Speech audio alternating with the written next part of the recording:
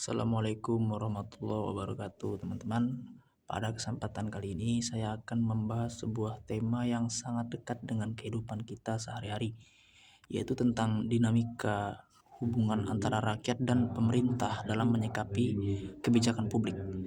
Kenapa tema ini penting, teman-teman?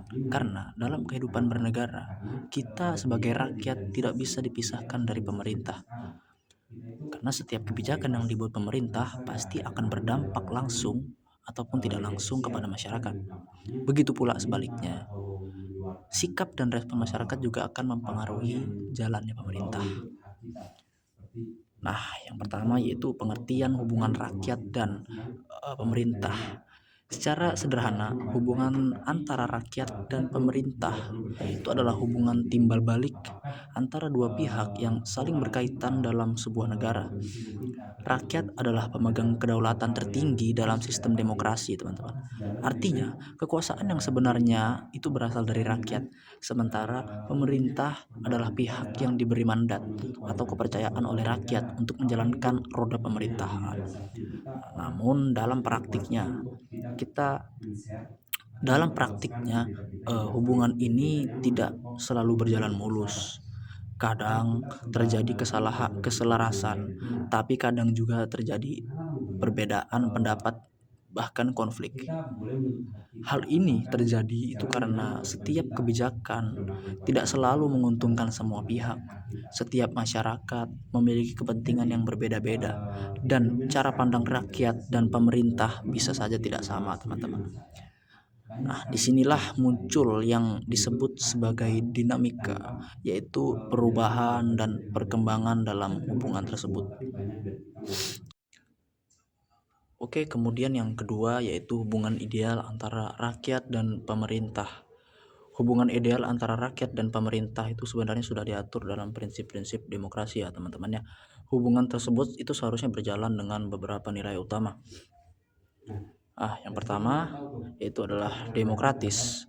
Dalam hubungan ini, rakyat memiliki kebebasan untuk menyampaikan pendapat, baik berupa kritik, saran, maupun dukungan terhadap kebijakan pemerintah itu sendiri. Namun, kebebasan ini juga harus dilakukan secara bertanggung jawab, tidak asal menyerang atau menyebarkan informasi yang belum tentu benar, teman-teman. Kemudian ada transparansi. Pemerintah harus terbuka dalam setiap kebijakan yang dibuat. Artinya masyarakat berhak tahu, teman-teman, mengapa kebijakan itu dibuat, apa tujuan kebijakan tersebut dibuat, dampak apa yang akan terjadi juga, teman-teman. Nah, jika transparansi ini tidak ada, maka masyarakat akan mudah curiga dan kehilangan kepercayaan. Oke, kita masuk ke pembahasan selanjutnya, nomor 3 kalau nggak salah tadi ya. Nah, perubahan pola komunikasi di era digital itu kalau nggak salah. Ya betul. Nah, jadi kita akan membahas tentang perubahan pola komunikasi di era digital. Di era digital saat ini, hubungan antara rakyat dan pemerintah itu mengalami perubahan yang sangat besar. Dulu komunikasi antara rakyat dan pemerintah itu cenderung satu arah, lambat juga, kemudian terbatas gitu. Jadi rakyat biasanya menyampaikan aspirasi melalui perwakilan seperti DPR atau melalui forum resmi lah. Namun sekarang ini semuanya berubah drastis karena adanya media sosial. Masyarakat bisa langsung untuk mengomentari kebijakan pemerintah, mengkritik juga pejabat publik, dan menyebarkan informasi dalam hitungan detik. Contohnya saja seperti kritik di Instagram ataupun Twitter ya, teman-teman. Video opini di TikTok juga bisa, kemudian diskusi di aplikasi seperti YouTube itu juga bisa, teman-teman. Jadi hal ini membuat hubungan itu menjadi terbuka tetapi juga lebih sensitif ya teman-teman ya.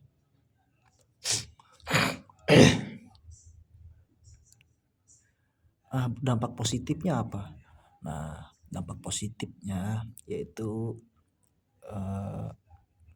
aspirasi rakyat lebih cepat sampai gitu. Kemudian pemerintah bisa langsung mengetahui respon masyarakat dan juga dapat meningkatkan partisipasi publik, teman-teman. Oke, kemudian dampak negatifnya. Di sini kita akan bahas dampak negatifnya. Dampak negatifnya yaitu banyaknya hoax atau informasi yang palsu. Seperti sekarang ini kita sering sekali menemui berita-berita yang tidak sesuai dengan informasi sebenarnya. Kemudian kritik yang disampaikan secara tidak etis gitu. Dan juga mudah terjadi konflik ataupun perpecahan. Ini dampak negatifnya ya teman-teman ya. Kadang juga masyarakat terlalu cepat bereaksi tanpa memahami secara utuh gitu. Kemudian yang keempat itu respons dari pemerintah terhadap kritik dalam sistem demokrasi ya tentunya teman-teman. Kritik sebenarnya itu adalah hal yang sangat penting. Kritik itu menunjukkan bahwa masyarakat itu peduli terhadap negara. Namun yang menjadi masalah di sini adalah bagaimana pemerintah merespons kritik tersebut. Idealnya pemerintah harus mendengarkan kritik dengan terbuka, memberikan penjelasan yang jelas, melakukan evaluasi jika memang diperlukan. Namun dalam kenyataannya tidak semua kritik itu direspon dengan baik, teman-teman. Ada beberapa kemungkinan yang dimana kritik itu ditanggapi dengan dialog, kritik hanya dijawab secara formal, bahkan ada yang terkesan diabaikan seperti itu. Hal ini bisa menimbulkan kekecewaan pada masyarakat ya, yang akhirnya berdampak pada menurunnya kepercayaan kepada pemerintah itu sendiri. Kemudian kita masuk ke pembahasan yang kelima, yaitu contoh kasus nyata. Nah, sebagai contoh nyata, kita bisa melihat berbagai kebijakan yang sering menjadi perbincangan publik di Indonesia ini, terutama di Kalimantan Timur itu.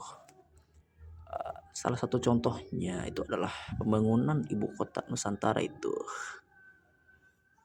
Sebagian masyarakat itu mendukung karena mereka bisa meningkatkan ekonomi daerah, membuat lapangan pekerjaan, membawa kemajuan infrastruktur itu. Namun ada juga yang mengkritik karena dampak lingkungan itu ya, karena dampak lingkungan. Kemudian juga perpindahan penduduk, kemudian anggaran yang besar gitu. Selain itu kebijakan lainnya yaitu seperti kenaikan harga BBM itu, aturan pajak, regulasi itu, media sosial. Nah, jadi semua itu selalu menimbulkan pro dan kontra.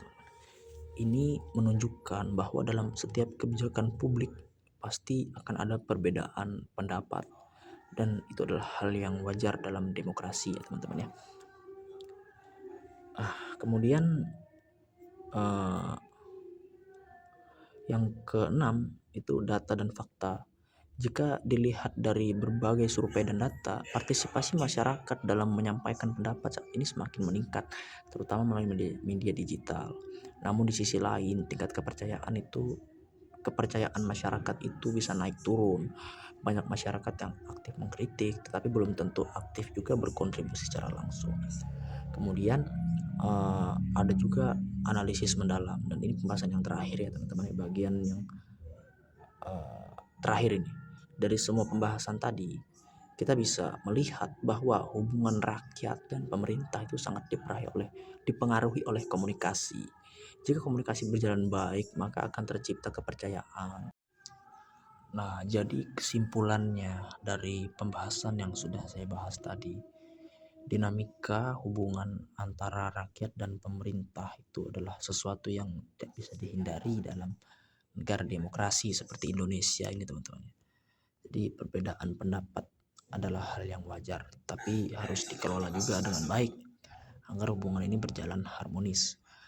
Pemerintah juga harus terbuka, transparan, dan mau mendengar.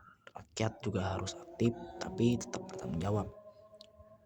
Jadi mungkin sebagai generasi muda kita juga memiliki peran penting dalam menjaga hubungan yang sehat antara rakyat dan pemerintah ya teman-teman ya. Kita tidak hanya menjadi penonton, tapi juga harus menjadi warga negara yang kritis, cerdas, dan bertanggung jawab. Sekian pembahasan dari saya mengenai dinamika hubungan rakyat dan pemerintah dalam menyikapi kebijakan publik. Semoga materi ini bisa menambah wawasan kita semua. Kurang lebihnya mohon maaf. Assalamualaikum warahmatullahi wabarakatuh.